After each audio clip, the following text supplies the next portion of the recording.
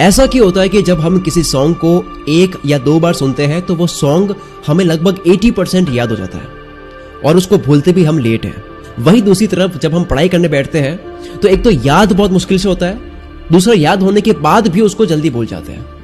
तो ऐसे क्या सॉल्यूशंस है, क्या प्रैक्टिकल सॉल्यूशंस है जो मैं आपको बता दूं, तो उनको अप्लाई करने के बाद में आपको बहुत आसानी होगी याद करने में भी, और वो याद भी हमेशा के लिए रहेगा। इस वीडियो में मैं आपको कुछ ऐसी ट्रिक समझाऊंगा जो करने में इतनी सिंपल है कि उसको कोई भी कर सकता है। और ना मैं मेडिटेशन की बात करूंगा, ना मैं दिमाग तेज करने के लिए कुछ खाने की बात करूंगा, ना मैं पोमोडोरो टेक्निक की बात करूंगा जिनके बारे में काफी बात हम कर चुके हैं। मैं बात करने वाला हूं इनसे भी आसान टेक्निक्स जो कोई भी इस्तेमाल कर सकता है, और आप उन टेक्निक्स को इस्तेमाल करके बोरिंग से बोरिंग चैप्टर्स को भी अच्छे से याद कर सकती हो। इनके बाद में जो भी आप पढ़ोगे वो शॉर्ट टर्म मेमोरी में नहीं, लॉन्ग टर्म मेमोरी में स्टोर होगा और हमेशा के लिए आपको याद रहेगा। तो पहला है राइमिंग। जैसा मैंने बताया कि सॉन्ग्स को जो हम सुनते हैं वो बहुत आसानी से हमें याद हो जाते हैं। ऐसा इसलिए होता है क्योंकि कोई भी गाना जो होता है उसके अंदर ट्यून होती है, उसके अंदर धुन होती है, उसके अंदर म्यूजिक होता है। एक गाने में इन सब का मिक्सचर होता है, और जब किसी भी वर्ड को धुन के साथ में सुना जाता है तो वो ज्यादा जल्दी से सबकॉन्शियस माइंड में स्टोर हो जाता है। आपने देखा होगा ऐसी काफी कंपनीज है जो अपना ब्रांड नेम को धुन के साथ में बोलते हैं, या अपनी कोई भी बात होती है उसको धुन के साथ में बोलते हैं। तो वो ब्रांड्स अपनी एडवर्टीजमेंट के अंदर जो लाइन बोलते हैं उसमें राइमिंग इसलिए करते हैं, उसमें धुन इसलिए ऐड करते हैं ताकि वो लाइन कस्टमर्स को याद हो जाए। इस्तेमाल करे फिर विश्वास करे, पेटीएम करो। तो राइमिंग से काफी हेल्प होती है किसी भी वर्ड्स को, किसी भी लाइन को याद करने में। हमारा जो दिमाग है वो सॉन्ग्स के वर्ड्स को नहीं बल्कि राइमिंग को याद करता है। कई बार ऐसा होता है ना कि किसी गाने की धुन याद आ रही है लेकिन वर्ड्स याद नहीं आ रहे, तो इसका मतलब यह है कि गाने में क्या बोला गया है उससे ज्यादा वर्ड्स से ज्यादा धुन याद रहती है। चलो एक एक्सपेरिमेंट करते हैं। अभी कोई भी आपका फेवरेट सॉन्ग दिमाग में लाओ, उसके वर्ड्स भी, उसकी लिरिक्स भी दिमाग में लाओ। आपने गौर किया होगा कि आप वर्ड्स राइमिंग के साथ में ही बोल रहे हो। बिना राइमिंग के, बिना धुन के साथ में उस गाने के वर्ड्स बोलोगे तो थोड़ी दिक्कत होगी, क्योंकि उसकी ट्यून, उसकी राइम हमारे दिमाग में स्टोर हो चुकी है। इसलिए जो कुछ भी आप इंपॉर्टेंट है, ऐसा कुछ जो याद नहीं हो रहा है लेकिन वो इंपॉर्टेंट बहुत ज्यादा है, तो उसको राइमिंग के साथ में पढ़ो, उसको राइमिंग के साथ में याद कर लो, तो वो काफी इफेक्टिवली याद रहेगा। दूसरी बात करते हैं कोट्स में याद करो। ये मैंने बहुत ज्यादा यूज किया है मैथ्स के अंदर भी फॉर्मूलाज याद करने में, और जियोग्राफी में, हिस्ट्री में काफी ज्यादा यूज किया है। हिस्ट्री और जियोग्राफी ये दो सब्जेक्ट काफी स्टूडेंट्स को बहुत बोरिंग लगती है, लेकिन क्या करें, पढ़ना तो इनको भी पड़ेगा। तो मैं जो ट्रिक्स बताने वाला हूँ उससे आपकी आधी प्रॉब्लम सॉल्व हो जाएगी। जैसे ही आपको हिस्ट्री या जियोग्राफी से रिलेटेड कोई भी नाम याद करना है, कोई अजीब सी चीज याद करनी है, तो उसको कोड में कन्वर्ट करते हैं। फॉर एग्जाम्पल, चलो एक सवाल पूछता हूँ, भारत की सीमा पर लगने वाले देशों के नाम बताओ। तो आप में से आधे से ज्यादा लोगों के दिमाग में मैप आ गया होगा इंडिया का। इंडिया के पास में जितने भी देश है ऊपर से नीचे तक, वो आपके दिमाग में आने शुरू हो गए होंगे। अगर इसे कोड में कन्वर्ट करेंगे तो कोई देश आपसे छूटेगा नहीं। तो इसका इस तरह से कोड बना सकते हैं जो कि है बचपन में बीए, और इस बचपन में बीए के अंदर सारे देशों के नाम आ गए। अगर बचपन में बीए को डिकोड करें तो होता है, शुरू के जो बीए है उसका मतलब है बांग्लादेश, उसके बाद में सीएच का मतलब है चाइना, पीए का मतलब पाकिस्तान, एन का मतलब नेपाल, मैं का मतलब म्यांमार, बी का मतलब भूटान।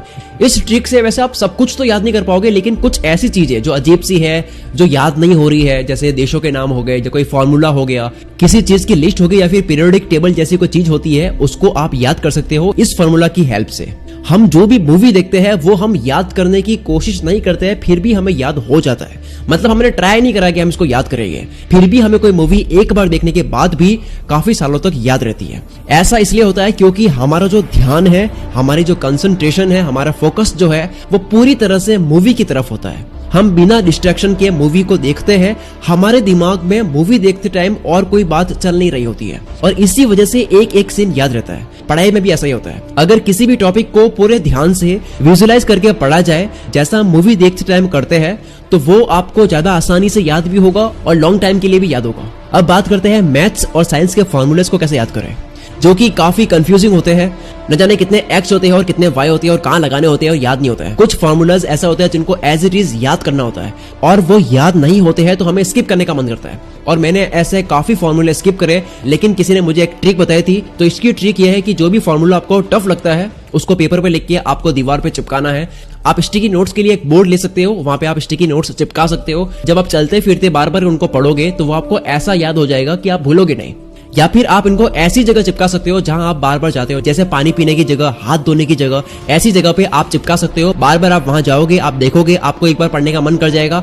आप ऐसे अगर एक दिन में 2-3 बार पढ़ भी लोगे और वो आपने करा नहीं, आपसे वो हो गया, तो ऐसे चलते फिरते आपको छोटी मोटी चीज याद रह जाएगी। स्टिकी नोट्स में हाईली रिकमेंड करता हूँ। इसमें ना केवल फॉर्मूला बल्कि आपने जो भी पढ़ा याद करा उसकी आप छोटी सी समरी बना के भी चिपका सकते हो, ताकि आप उस समरी को एक बार पढ़ लोगे तो फिर से पूरा आपका रिवीजन हो जाएगा शॉर्ट में।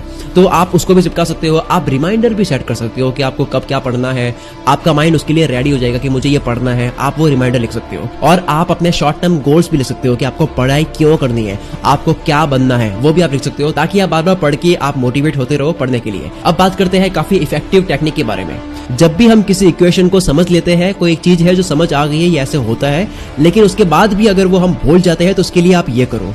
तो किसी भी चीज को हमेशा याद रखने का तरीका Nobel prize winner physicist Richard Feynman ने बताया कि जब कोई भी चीज आपकी शॉर्ट टर्म मेमोरी में स्टोर होती है और आपको लगे कि यार ये मैंने याद तो कर लिया है लेकिन ये शायद मैं भूल जाऊंगा, ये मेरे शॉर्ट टर्म मेमोरी में है, इसको थोड़ी देर में शायद मैं भूल सकता हूँ, तो उसके लिए आप ये करें कि आपको जो याद है, जो भी आपने समझ लिया है, तो वो उसको समझाओ जिसको समझ में नहीं आया है। जैसे ही आप किसी को समझाने की कोशिश करोगे जो आपने खुद ने सही से समझ लिया है, तो जैसे ही सामने वाले को समझाने के लिए बार बार उस मेमोरी को कॉल करोगे, तो बार बार उसको कॉल करने की वजह से आपके दिमाग में जो डेटा पड़ा है वो बहुत गहरा याद हो जाएगा। आपके दिमाग को लगेगा कि ये ऐसी इंफॉर्मेशन है जो बार बार यूज में आ रही है, तो इसको डालते हैं लॉन्ग टर्म मेमोरी में।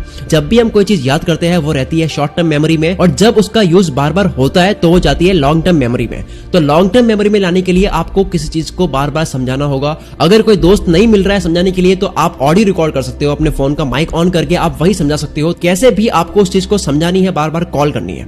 अगर आप पढ़ाई नहीं कर पा रहे हो, आपसे पढ़ाई नहीं होती, आप आलसी हो, आपको लगता है कि मैं बहुत टैलेंटेड बंदा हूं, मैं मार्क्स ला सकता हूं, मैं ये हो सकता हूं, वो कर सकता हूं, लेकिन आपसे पढ़ाई नहीं हो रही है, आपका कंसंट्रेशन नहीं बन रहा है, आपका फोकस नहीं बन रहा है, आप चीजों को टालते जाते हो, आप पढ़ाई को टालते जाते हो, कल पे टालते हो, लेकिन वो होता नहीं है। तो मैंने वैज्ञानिक तरीके से एक्सप्लेन कर रखा है सब कुछ इन सब के बारे में कि कैसे कंसंट्रेशन बढ़ा सकते हो, कैसे आप टालने के कीड़े को मार सकते हो और कैसे आप अपने आलस को मार सकते हो। इस बुक का नाम है टालने का कीड़ा। मैं पहले बहुत लेजी था, मुझसे एक जगह से उठ करके कोई काम नहीं होता था, और आज आलस क्या होता है मुझे समझ नहीं आता है। तो ये कैसे हुआ, ऐसे मैंने क्या तोड़ निकाला, वो मैंने बता रखा है इस ई बुक में। इसकी प्राइस इतनी कम है कि इससे 10 गुना ज्यादा आप पे कर लेते हो नेट पैक में, और उससे आप फालतू का कंटेंट कंज्यूम करते हो। इसकी प्राइस है सिर्फ 39 रुपीज। ई बुक को खरीदने के लिए कूल मित्र इंस्टाग्राम पेज की प्रोफाइल विजिट करो, कैप्शन में या वीडियो के टाइटल में आपको कूल मित्र दिख रहा होगा, उस पर क्लिक करो, या फिर कूल मित्र को सर्च कर सकते हो आप। कूल मित्र की बायो में इस बुक का लिंक आपको मिल जाएगा, उस लिंक पे क्लिक करो, इस बुक को बाय करो। पेमेंट करते ही डाउनलोड बटन आपकी स्क्रीन पर शो हो जाएगा। कोई भी टेक्निकल दिक्कत होती है तो स्क्रीन पर शो हो रही है ईमेल एड्रेस coolmitra15@gmail.com, इस पे आप मुझे मेल कर सकते हो।